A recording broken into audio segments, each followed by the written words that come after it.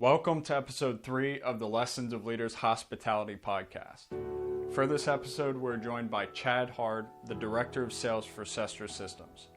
Sestra is a smart dispensing company with proprietary patents when it comes to dispensing wine, beer, and mixed drinks.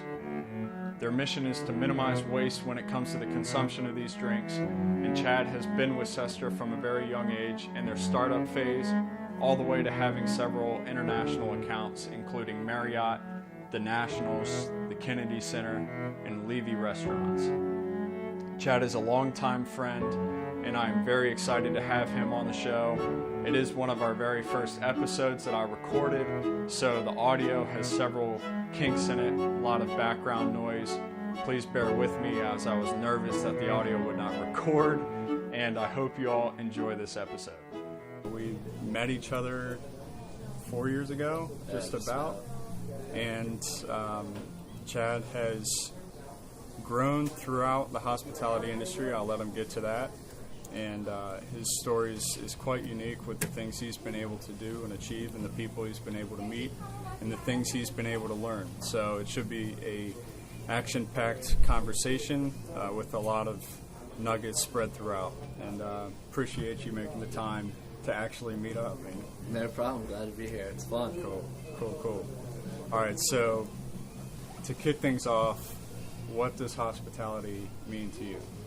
Yeah, so I think that's it's a big question. So there's a simple way to answer it where I would say it's guest experience or how guests perceive their experience. So you have bad hospitality, you have good hospitality. People are going to be like, wow, they were very hospitable.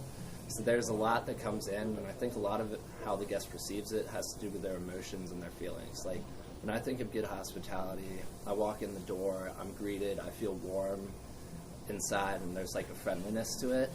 But then there's also the side of how are you hospitable? And I think like there's a lot of lessons that you can learn in how to actually be hospitable to provide that quality guest experience. Yeah, the product versus the it factor. Yeah. And how do you manage between the lines? It's where the fun's at, too. Exactly. And that's where you see the biggest differences, because people all the time will be like, oh, that hospitality there is awful. Like, don't go there.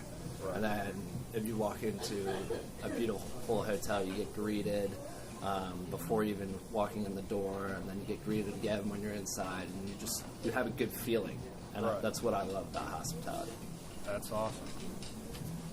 So we'll rewind and start from the beginning. When you were at James Madison, you're a business major, right? Yep. And did you have any idea that you wanted to go into the hospitality industry? No. So while I was a business major, there was a lot of different thoughts that were going through my head.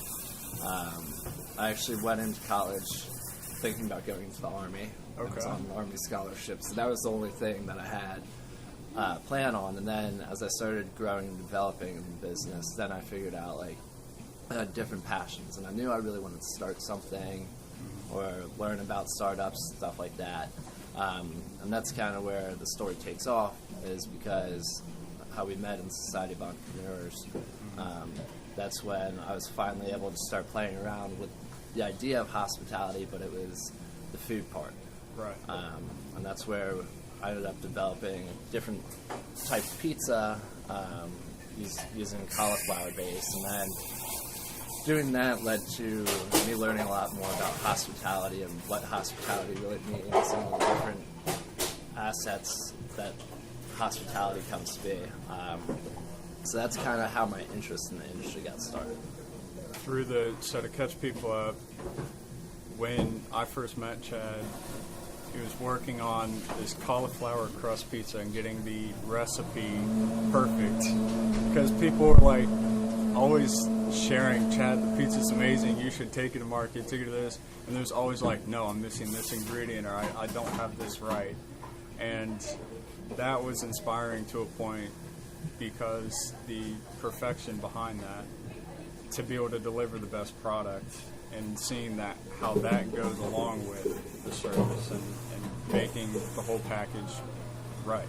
Yeah, it's definitely a difficult process when introducing a food product to people, because some people are going to love it, some are going to hate it, and you have to be able to absorb all of that to figure out what people will actually like the most. So moving on from the pizza venture and that experience, did that shape you at all? Leaving college, getting into, your professional career? So that experience gave me a lot of drive on what I wanted to do and what I wanted to get into.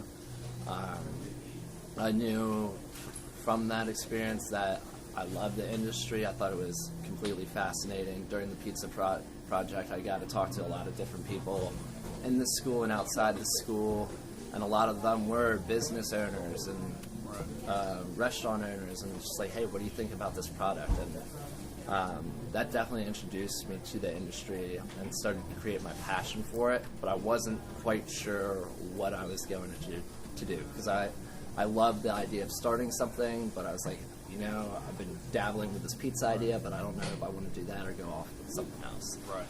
So how did you sort of refine that process down? Did you have a mentor that you went to? Did you make lists? Did you just sort of feel it out through research? Yeah, so all the above. Okay. There we go. I had a mentor that I was working with through college, David Kay, which I highly recommend. Heck of a mentor. Yeah, heck of a mentor. I highly recommend to get a mentor, because now I would consider David Kay, my CEO, a mentor, just because whenever there's a business question that I don't know, they have 40 years of experience, and they're able to really help me find what I need to find. I'm big into positive and negative lists. I looked at all my options for positive, and then I looked at all my options for negatives. People kind of think it's almost a funny concept nowadays doing that, but I think it's the most helpful thing, because I'm oh, it's right there, it's obvious. So, yeah, it's tough to make those decisions, but I think, like you said, lists and mentors are probably the biggest things to do it. And when you make lists, do you write them down or do you type? I write everything. I'm old-fashioned. I have old legal pads that I just write every single thing down on right now. That's neat. And so you made your list, you got your criteria. How did you find Sestra Systems? Yeah, so it was definitely an interesting process. At this point, I think they were one of the last companies that I really found that I was applying to. So I applied to probably close to 10 companies at that time. Some of them just hoping to get the first job offer, and then others I was actually more invested in. And through my time at JMU, I was working with the Center for Entrepreneurship, and I was doing research on local startups. And while I was doing that, I found out who my current CEO is, and I found out he was starting up a company in the hospitality industry. And I was the list is being checked off. Yes, yeah? Exactly. I was all right, I have pretty much everything I want. I want hospitality, I want startup, I want to be able to learn from people, I don't want anything too big, so things were starting to go in the right direction, and I just needed to figure out how to get the job from there, because they were coming right off the ground. Right.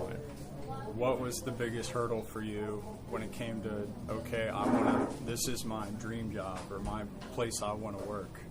What was the biggest hurdle for you from deciding that to actually executing for that position?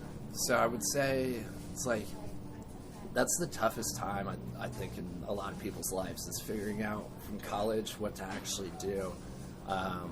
And, I just went back on everything I'd learned. I talked to family, friends, mentors, and was what should I do? And really, they can't give you the answer. It has to feel right. And I would talk to them, tell them about different offers I had, and then every single time they'd be like, hey, why don't you go with Sestra? What you're saying, you're a lot more passionate about that. Then I think people just need to figure out what they are passionate about, and that will give them the drive to make the decision. That's unique to have the support system to pay attention to what you take interest in and not pay attention necessarily to startup risk all these other negative factors where you might start off making a better salary with, the big fish. Exactly. I think that's one of the hardest things for people coming out of college is a lot of people would come out of college and they're getting offered like $70,000 to go work for one of the big four, and then they're getting offered half of that. Big four? Who do you mean? Like one of the big four consulting firms, so like EY, KPMG, someplace like that. Okay, so in the business world. Exactly. And I mean, that could translate to any large corporation, essentially. Mm-hmm. Or they could go and work for a startup and make half of that, or less than half of that, take on all this risk, but in reality, they're super passionate about that, but then they have their parents and everybody else being like, take the $70,000, like that's a no-brainer. I've just seen a lot of people already at this stage not happy with their jobs and looking for other stuff. And all right, we'll get into that piece a different time, the whole personal preference and really paying attention to what you're looking for. So you reach out to Sestra. What's, from the time you started through now, what 3 skill sets or attributes would you say have helped you, come grow the most? Yeah, so I'm very driven. So, and it's like hold on. Side note: I've texted Chad before, and you say I'm going on my 3rd straight 100-hour work week, and I'm like sitting there. Do I believe that? Is it a joke or what's going on? So. Yeah, I definitely back that.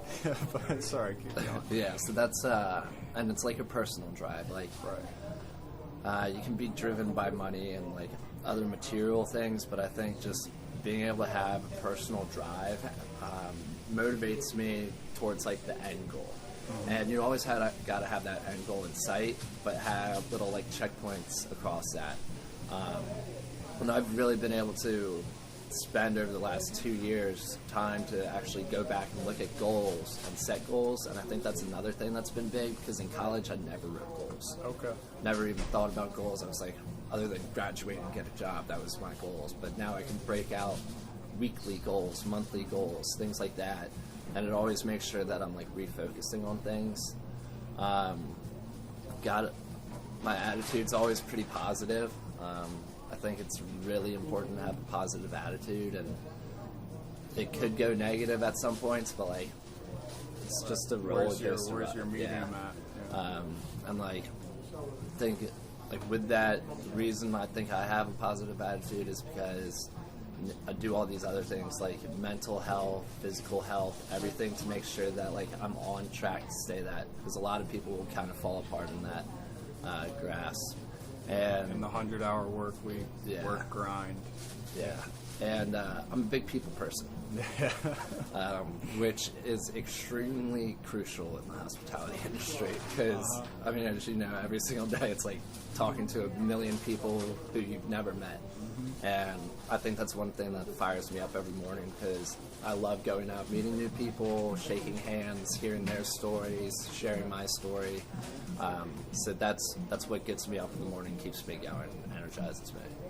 Pleasing people and delivering experiences. Exactly. And hearing about those experiences on the turn. Yeah.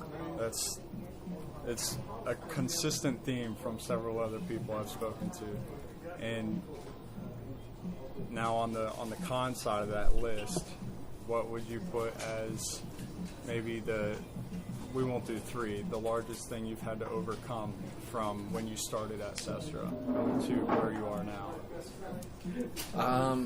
I've learned how to fail. Okay. Define fail, if you could sort of give an idea of what you mean by that. So, at first, like when I was even applying to Sestra, like I got told no probably 8 times. Okay.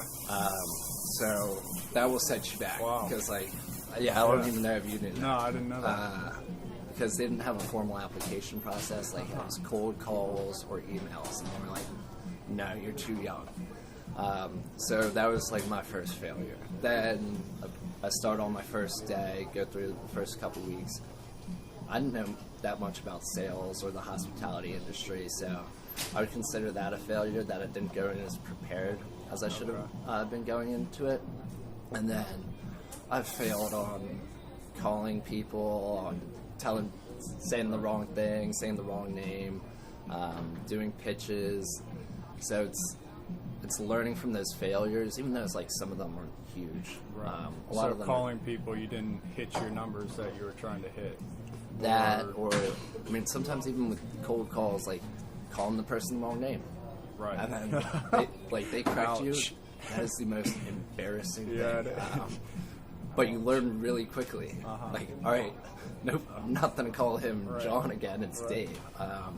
So I've had a lot of little like lessons that have helped me to grow and develop as a person. I think it's good to reflect back on your failures, because now, like, if I think about it, I probably fail every single day at something. And it could be as simple as just not managing my time correctly and missing something. Right. So I think that's one of the hardest things to learn, but one of the best things.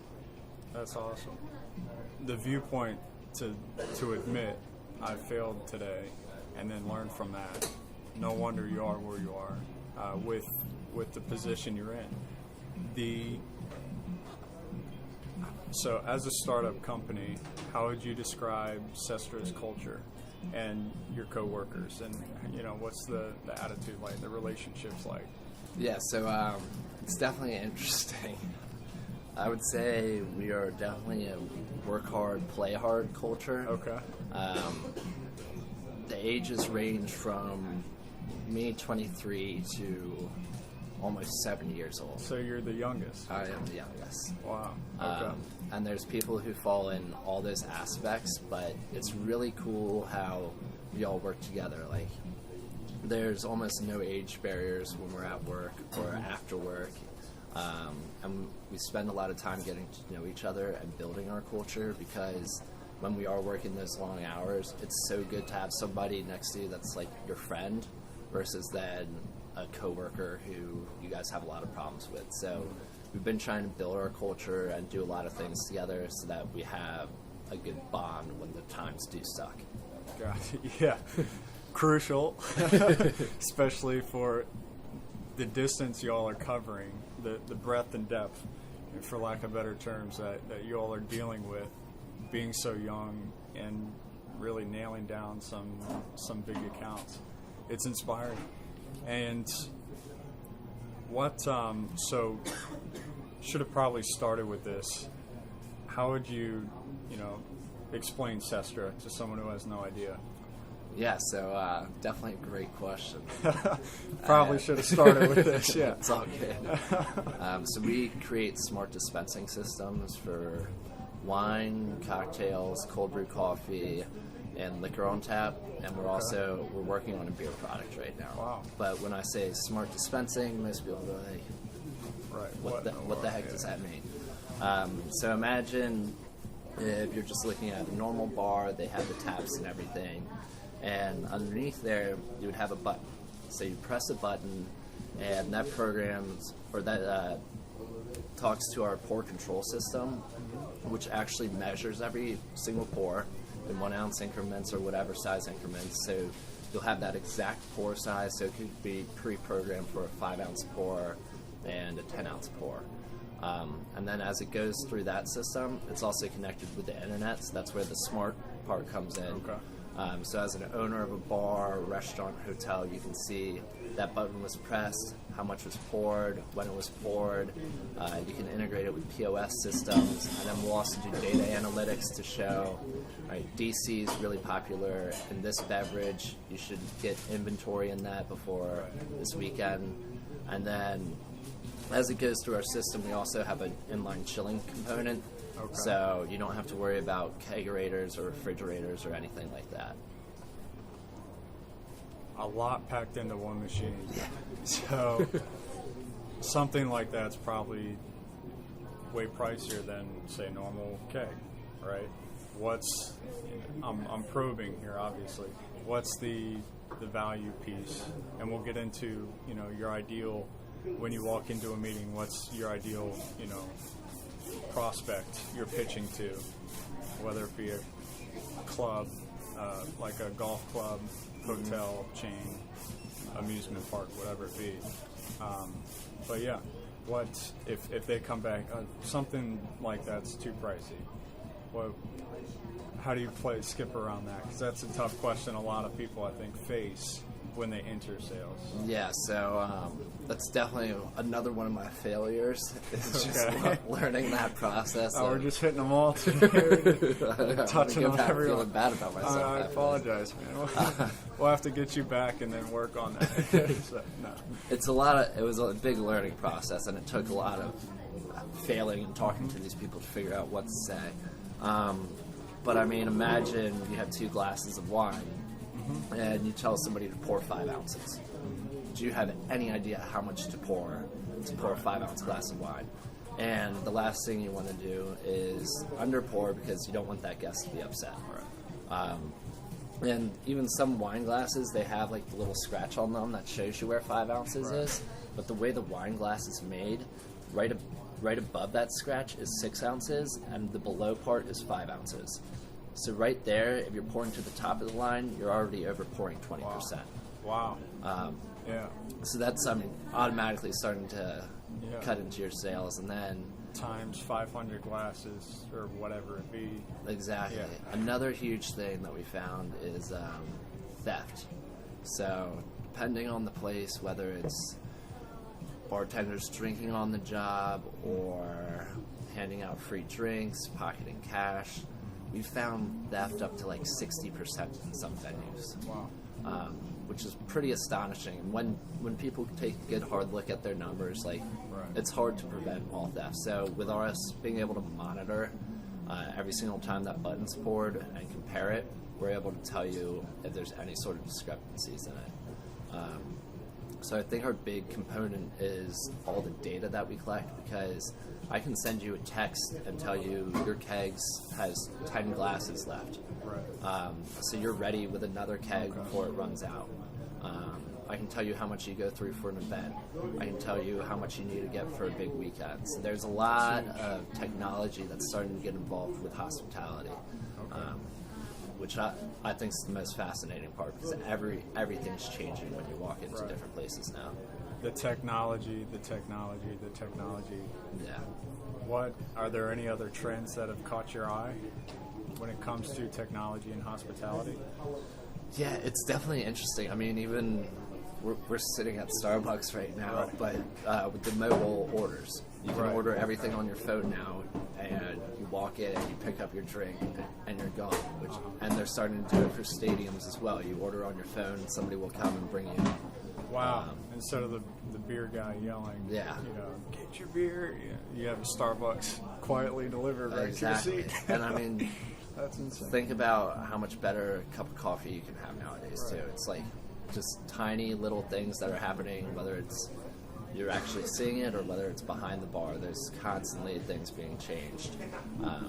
It's pretty cool stuff. That's interesting. That's super interesting. All right, so to wrap things up,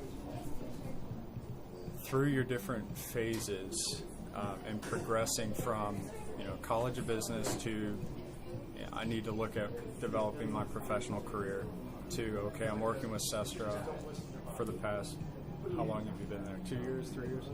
Almost. A year and a half? Yeah, a year and a half, almost 2 years. Wow.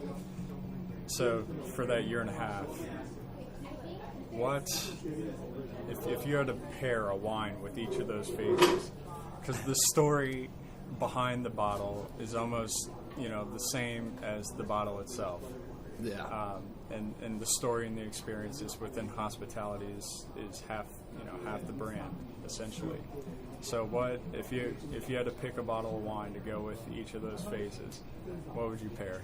Yeah, so it's funny that you actually asked that question, because wine is probably the most difficult thing to ever wrap your mind around, because everybody has a different perception on wine, which I find fascinating. So, college, I wouldn't even say it was a bottle of wine. I would say it was a box of Franzia, because it's not good. It's kind of just like symbolizes like lost in confusion, like it's cheap. Right. I was always worried about how I was going to have a couple bucks to like do whatever. And And that was also just where I was like starting to learn and wrap my head around different things. So like that's your entry wine. Like people who know wine, they don't go and buy Franzia anymore. Let's say right after post-grad, I would have to say that it was just like, have you heard Barefoot ever? Yes. It would be like a Barefoot Pinot Grigio, like cheap wine, but it's in a bottle. Right. And now I know somewhat about wine. The reason I say Pinot Grigio is because people generally start drinking wine with that. So you're starting to learn more. You got the bottle. You know what your taste is. You're like, all right, I like wine, but I'm still going through a little fiasco. Still trying to like get my financials straight, and also I'm craving to learn more. And then now, oh man, now I like a lot of different types of wines. I absolutely love Cabernet, and I say it all the time. Just any cab, or do you have a specific one or two that you point to? I like Terra 9 Cabernet. They also support St. Jude with every bottle, so I think it's very cool. It's awesome that they do it. It's not many vineyards do that. But I always say if you're going to drink good wine, drink red. So now I'm at that process where, you know, I'm starting to recognize like good wines. I'm starting to recognize more about myself, like self-awareness. I know when I fail. I know when I'm doing good. I'm able to like collect my mind around a lot of different things that are coming at me. Expedite that learning curve. Yeah. But I'm not a $500 bottle right. of You're wine. not quite to that top shelf. Yeah. Exactly. Yeah. So that's wine and dine. Well, that's awesome. Again, I appreciate the time and sharing your whole experience from undergrad to today. Yeah. You made some huge progress, and looking forward to following through. If people want to reach out to you, where can they find you? On anything, I have an email. Should I say my email? That's fine. It's up to you. Yeah, you know, absolutely. LinkedIn message, and then you can send email. We go probably ahead, have like email less me. than one viewer right now. It'd be chadhard626 at Gmail. Pretty simple. Cool. And yeah, I'd love to hear anybody's questions, comments, anything like that. As Lessons of Leaders grows, we'll see where this recording goes. So, good stuff, man. Appreciate it.